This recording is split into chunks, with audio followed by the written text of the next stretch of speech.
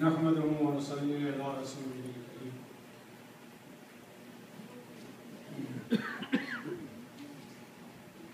کل جو آیت آئی تھی آخر میں وہ یہ تھی کہ فرض نمازوں کے بعد نوافل کا اہتمام اور سنتوں کا اہتمام بھی ہونا چاہیے۔ وَمِنَ اللَّيْلِ فَسَبِّحْهُ وَأَدْبَارَ السُّجُودِ، اور رات کے اوقات میں اللہ کی تسبیح کرو اور سجدوں کے بعد بھی اللہ کا ذکر کرو۔ ادبار السجود کا ایک مفہوم تو یہی ہوا وہ فرض نمازیں ادا کر لیں، اس کے بعد بھی نوافل پڑھیں، سنتیں پڑھیں، تکمیل کریں۔ اور ایک مفہوم یہ بھی ہے کہ نماز سے فارغ ہو کر ذکر خدا اور دعا اس سے غافل نہ رہیں، وہ بھی کریں۔ چنانچہ نبی صلی اللہ علیہ وسلم سے نماز کی بعد کی بہت سی دعائیں منقول ہیں۔ اللہم انت السلام ومنک السلام تبارک و تعالی یا ذا الجلال والاکرام، بہت مشہور دعا ہے، نبی صلی اللہ علیہ وسلم نے نمازوں کے بعد یہ دعا کی۔ وہ بحث شروع ہے امت میں کہ نماز کے بعد اجتماعی دعا کریں کہ نہ کریں۔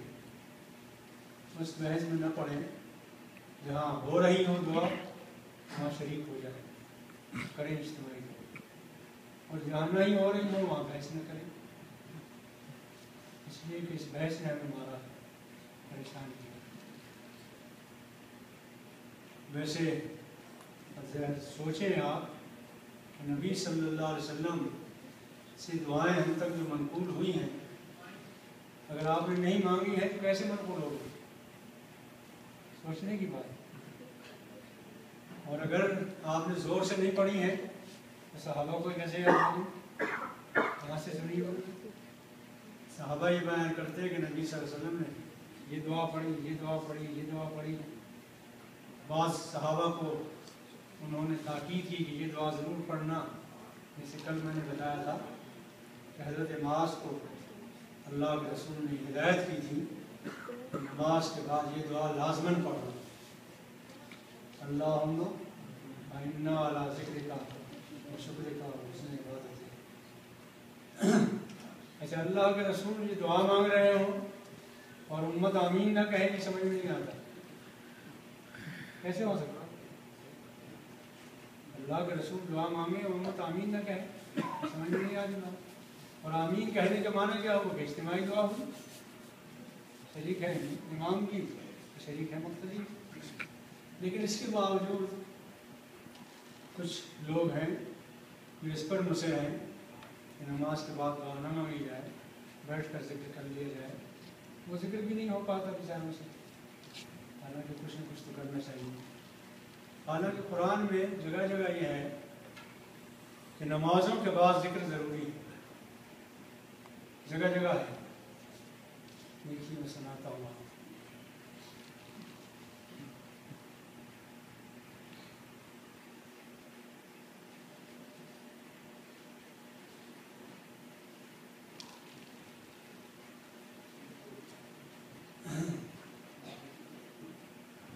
وَأَقِمِ الصَّلَاةَ وَاتْلُ مَا أُوحِيَ إِلَيْكَ مِنَ الْكِتَابِ، قرآن پاک پڑھیے، وَأَقِمِ الصَّلَاةَ، نماز قائم کیجیے۔ إِنَّ الصَّلَاةَ تَنْهَىٰ عَنِ الْفَحْشَاءِ وَالْمُنکَرِ، اس لیے کہ نماز برائیوں سے روکتی ہے، منکرات سے روکتی ہے۔ وَلَذِكْرُ اللَّهِ أَكْبَرُ، لیکن اللہ کا ذکر بہت بڑا ہے۔ صرف نماز پڑھ لینے سے پورا نہیں ہو جائے گا، نماز کے بعد بھی ذکر کرو، اس کو بعد یاد رکھو۔ اور اس ذکر کے معنی یہ ہے کہ یہ صرف زبان سے نہ ہو، بلکہ ہر حیثیت سے، ہر طریقے سے۔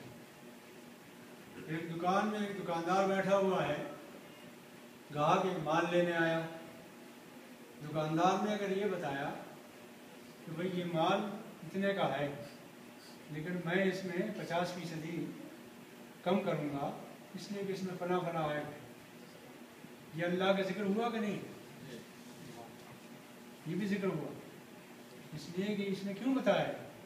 اللہ کو یاد کرنے کی وجہ سے بتایا۔ ایک دکاندار بیٹھا ہوا ہے، چیزیں تول رہا، غلط نہیں تولتا، صحیح تولتا، یہ بھی اللہ کا ذکر۔ اس لیے اللہ کے نماز پڑھنے کے بعد اپنی پوری زندگی میں اس ذکر کو یاد رکھو جو اللہ سے عہد کر کے آئے۔ نماز ہم نے پڑھی کہ تیری بندگی کریں گے، ہے نا؟ اس بندگی کے عہد کو یاد رکھو پوری زندگی میں۔ وَلَا ذِكْرُ اللَّهِ اکبر، اور اللہ کا ذکر بہت بڑی چیز ہے۔ اس کے بعد جو آج ہے یہاں سے بات شروع ہے، وَاسْتَمِعْ يَوْمَ يُنَادِ الْمُنَادِ، اور غور سے سنو۔ سمع سنو کے معنی آتے ہیں سننا، اور استمع کے معنی غور سے سنو، دھیان دے کر، یکسو ہو کر سنو۔ یوم یناد المناد، جس دن کے ندا لگانے والا، سور پھونکنے والا سور پھونکے گا، ایک چیخ اٹھے گی، ایک آواز برپا ہوگی۔ یناد المناد، قیامت کی آواز جگائے گی تمام مردوں کو، قیامت کی آواز ہوگی، جو چیخے گا، زور سے آواز لگائے گا۔ من مکان قریب، اور ہر ایک کو ایسا معلوم ہوگا جیسے میرے کان میں ہی بول رہا ہے، بہت قریب سے بول رہا ہے۔ پورے عرض پر وہ آواز گونجے گی، اور ہر مردے کو یہ محسوس ہوگا کہ میرے قریب سے آواز آ رہی ہے۔ قدرت خداوندی ہوگی، پکارنے والا کوئی ہوگا، یا جگہ جگہ لوگ پکار رہے ہوں گے، یا کوئی ایک منادی ہوگا اور اللہ تعالیٰ اس کی آواز سب کو پہنچائے گا۔ اس لیے کہ ہمارا لاؤڈ اسپیکر پہنچا دیتا تو اللہ تعالیٰ کا تو قدرت کا سب کچھ ہے موجود۔ من مکان قریب، قریب کی مکان سے، بہت قریب سے یہ آواز آ رہی ہے، ہر مردہ اس آواز پر اٹھے گا قبر سے۔ اور آگے کہا انا نحن نحیی ونمیت والینا المصیر، ہم ہی زندگی دیتے ہیں، ہم ہی موت دیتے ہیں، اور ہمارے ہی طرف واپس آنا ہے۔ جب زندگی بھی ہمارے قبضے میں ہے، موت بھی ہمارے قبضے میں ہے، اور زندگی جب ہم ہی دیتے ہیں، مردوں کو زندگی دینا کیا دشواری ہے، کیا مشکل؟ جس وقت آواز اٹھے گی تمام مردے جی کر اٹھ جائیں گے۔ یتشقق الارض عنہم سراعا، زمین پھٹ جائے گی اور اس میں سے تیزی سے نکل کے بھاگیں گے حشر کی، سارے انسان جہاں جہاں سے بھی۔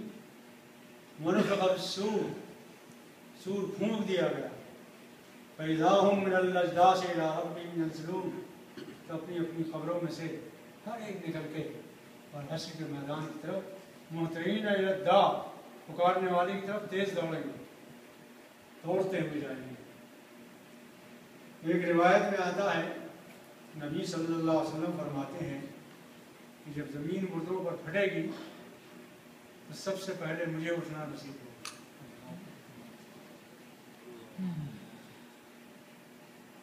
حق بھی انہیں کا ہے، اور کس کا ہے؟ ذالک حشر علینا یسیر، یہ لوگوں کا اکٹھا کرنا اور میدان حشر میں جمع کرنا یہ بہت آسان ہے ہمارے لیے۔ اوپر بات آئی تھی کہ بڑا مشکل کام ہے، زمین میں ہم گل سڑ جائیں گے، ہماری بوٹیاں گل سڑ جائیں گی، مٹی کھا جائے گی ہمیں، ہماری ہڈیاں کھا جائیں گی مٹی، زمین، کون ہمیں زندہ کرے گا؟ کیسی باتیں کریں؟ اللہ نے کہا کہ ذالک حشر علینا یسیر، ہمارے لیے بہت آسان ہے، اس لیے کہ ہم صرف یہ کہتے ہیں کن فیکون، اذا اراد شیئا ان یقول له کن فیکون، جب اللہ تعالیٰ ارادہ کرتا ہے کسی چیز کا تو اس سے کہتا ہے ہو جا، اب وہ ہو جاتی ہے اور کسی کے قبضے میں کچھ نہیں۔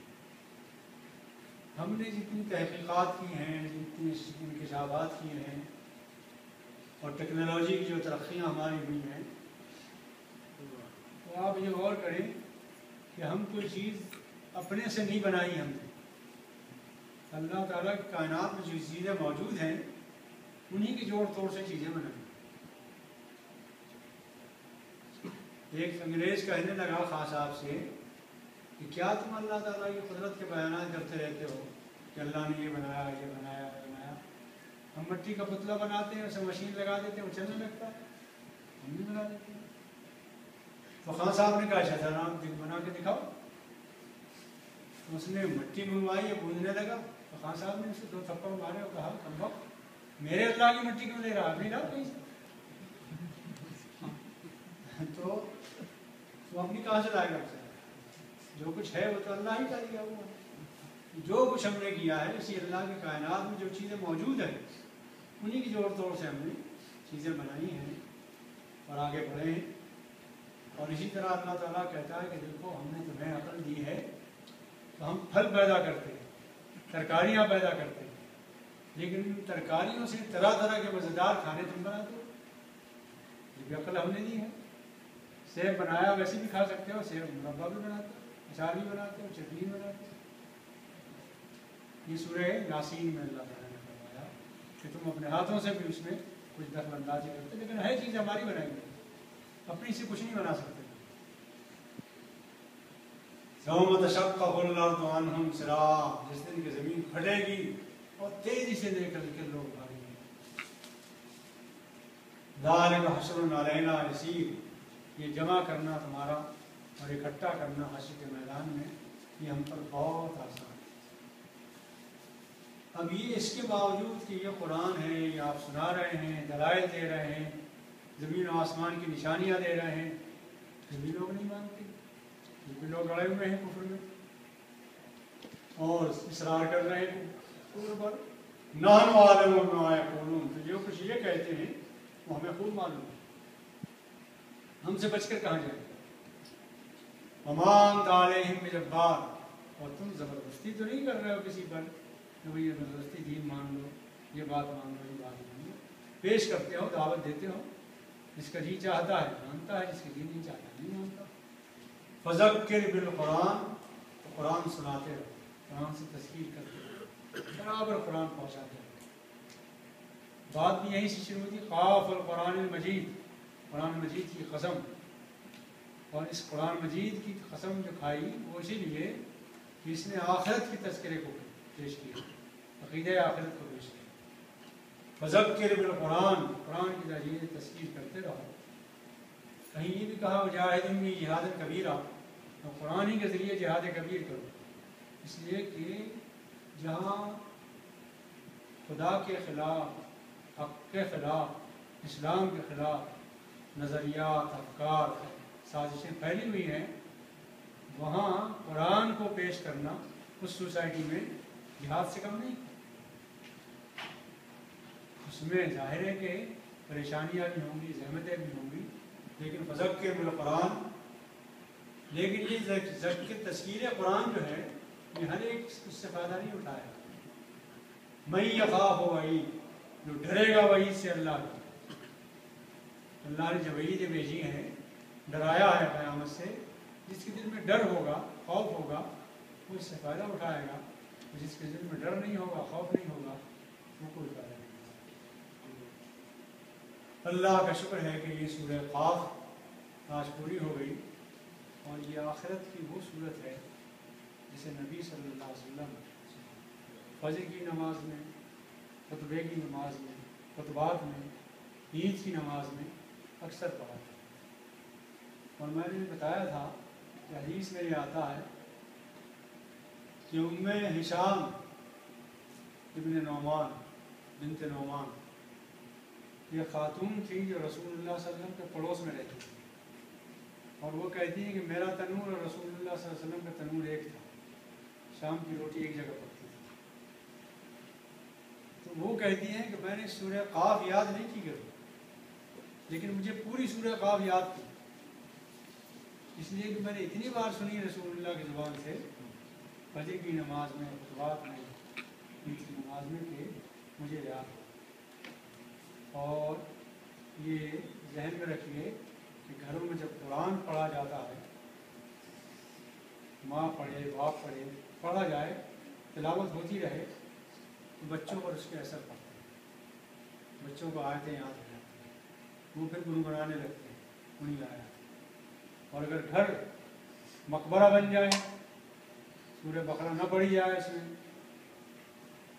تو گھروں کو مقبرہ نہ بناؤ، قبر نہ بناؤ، قبرستان نہ بناؤ، قرآن پڑھو، سورہ بقرہ پڑھو۔ جن گھروں میں پڑھا جاتا ہے ان گھروں کے بچے الحمدللہ قرآن سے رشتہ رکھتے ہیں، قرآن سے ربط رکھتے ہیں، قرآن سے تعلق رکھتے ہیں۔ اور یہی وجہ ہے کہ ہماری پوری سوسائٹی کمیونٹی مسلمانوں کی عام طور پر ہر ملک میں بچپن ہی میں بچوں کو قرآن شریف ناظرہ پڑھا جاتا ہے۔ یہ اگر پہنچ گیا سینے میں، انشاءاللہ یہ حفاظت فرمائے گا زندگی بھر اس شخص۔ اللہ کا شکر ہے کہ یہ ہو گیا۔ کل یہ ہو سکتا ہے کہ ہم ظاہریات سے شروع کریں، اور یہ بھی ایک سمجھ میں آتی ہے بات، اس پورے ملک کی صورتیں شروع کریں۔ ملک، نون، قلم، کیا ہے آپ کی؟ ملک شروع کریں۔ ہاں ظاہر ہے اپنا ملک چھوڑ کے آئے ہیں، ٹھیک ہے، کل ملک شروع کریں گے۔ سورہ ملک کے بارے میں یہ ہے، حدیث میں آتا ہے کہ اگر کسی کو یاد ہو جائے اور وہ تلاوت کرتا ہے، قبر کے سوال و جواب آسان ہو جاتے ہیں۔ الحمدللہ، قبر میں سوال جواب ہوں گے، مردے کو جیسے چھوڑ کے آتے ہیں تو اس کے بعد سوال جواب، اور وہیں سے آخرت شروع ہو جاتی ہے، آنکھ بند ہوتی ہے شروع ہو جاتی ہے۔ حضرت عثمان رضی اللہ تعالیٰ عنہ کے بارے میں آتا ہے کہ وہ قبرستان پر پہنچ کر، قبر پر پہنچ کر بہت شدید انداز میں روتے تھے۔ تو لوگوں نے پوچھا امیر المومنین، آپ قبر پر بہت زیادہ روتے ہیں، کیا بات ہے؟ اور تذکرے بھی تو ہوتے ہیں عصر کے، نشر کے۔ تو انہوں نے کہا بھائیوں، بات یہ ہے کہ آخرت کی پہلی منزل قبر ہے، یہ اگر خیریت سے گزر گئی تو انشاءاللہ بہت خیریت ہے، اور انشاءاللہ کل سے ملک۔ کوئی بات پوچھنا ہے؟